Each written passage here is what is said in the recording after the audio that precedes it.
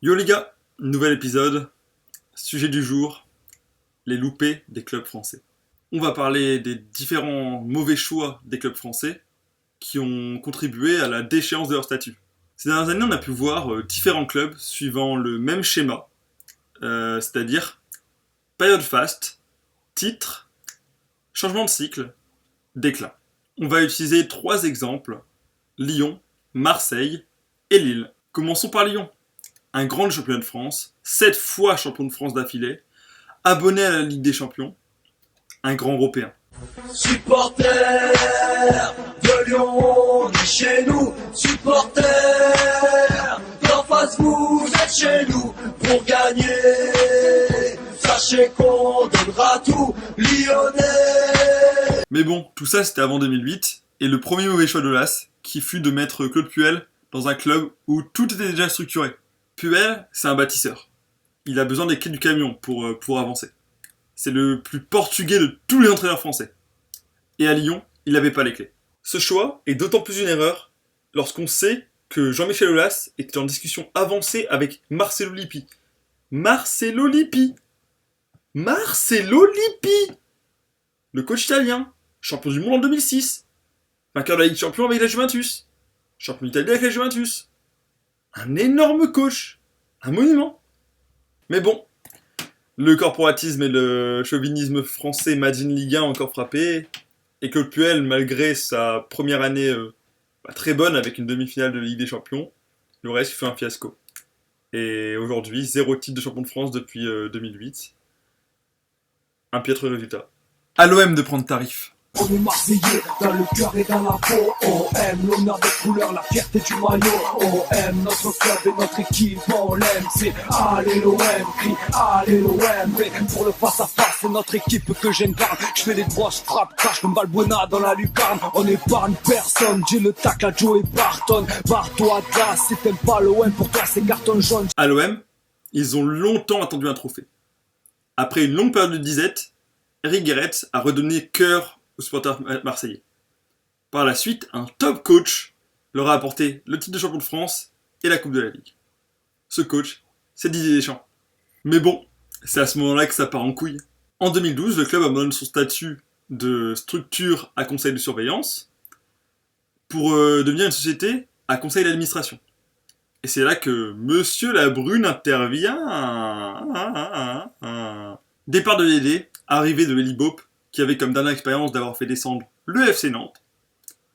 Et surtout, début du projet Dortmund.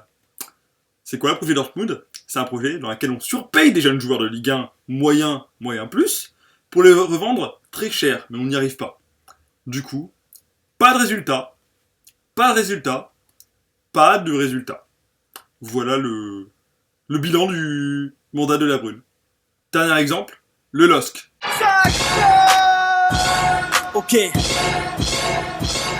On est là, on attend que s'ouvrent les portes du stade. On joue avec nos tripes sans gros budget ni star. Nous c'est les dogs, tu connais ma team. Ce soir on est les bourreaux qui seront les victimes. Nos valeurs ne s'achètent pas avec des grosses liasses. Faut que ça rentre dans la tête de Jean-Michel Aulas. On n'a rien à envier aux cadors de Ligue 1. C'est l'ovation, les joueurs entrent sur le terrain.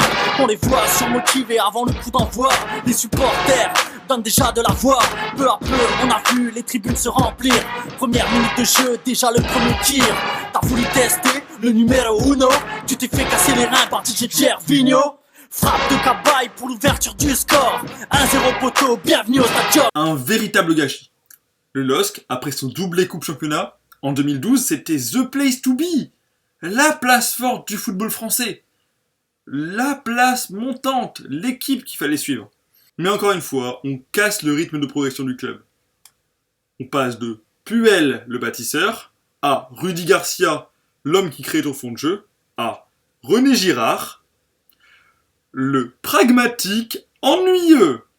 Et ouais, c'est de moi, désolé, merci. Alors qu'encore une fois, tu pouvais avoir un coach étranger qui faisait un super taf en Allemagne, Lucien Fabre, et qui prônait un jeu résolument offensif. Mais non, on va chercher René. René, viens nous faire gagner des matchs 1-0 avec un but de Salomon Kalou. Allez, les purges en Ligue 1, on n'en a pas assez. Du coup, popularité en baisse, erreur de casting en voici en voilà, et l'Europe qui s'éloigne. Lille aujourd'hui, c'est de la 4e à la 8e place selon les saisons. Le plus triste, c'est le président qui va absolument vendre son club, quoi. Normalement, c'est un club que tu voudrais garder quand t'as autant réussi, autant investi. Mais non, il cherche un repreneur, il n'en trouve pas. Après, je peux te parler de Nice, par exemple, qui est un contre-exemple à ces 3 autres exemples. Nice, pour une fois, prend un autre chemin. Donc, il ne faut pas passer par la case titre, elle passe par la case fondation, changement de cycle. Ce changement de cycle, il a commencé. Après une énorme saison où ils finissent 4e de Ligue 1, avec la re-explosion de Ben Arfa, la découverte de Cosiello, Seri, Alassane Plea en début de saison, Valère Germain, qui est parti, le club a su se restructurer. Le club a su faire peau neuve avec les arrivées de Belanda, Dante, Balotelli, ou encore William Cyprien. Bon, ok, c'est moins clinquant que Balotelli et Belanda, mais c'est déjà bien. Et le club a osé prendre un coach étranger, Lucien Fabre. Il revient encore une fois, qui remplace qui? Claude Puel, qu'on avait vu aussi juste avant. Du coup, le club fait plein de paris.